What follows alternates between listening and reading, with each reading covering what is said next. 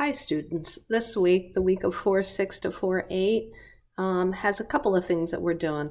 On Monday, we will be graphing the tangent function. So the assignment for Monday will be to watch the video on how to graph the tangent function. I believe there's a part 1 and a part 2 video, and then you're going to do the problems on homework 4.3 that have to do with the tangent function. On Tuesday, you're going to be graphing the cotangent function. So there'll be 2 videos on how to graph the cotangent function. You're going to complete the rest of the problems on 4.3, and then you're going to turn that in by 4 p.m. on Wednesday 4/8.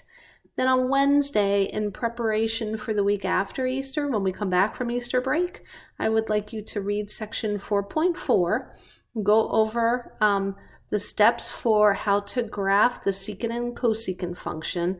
And then when you go over those steps, I want you to, after you read, look at those steps, and then I want you to compare those steps with how they graph the examples in 4.4.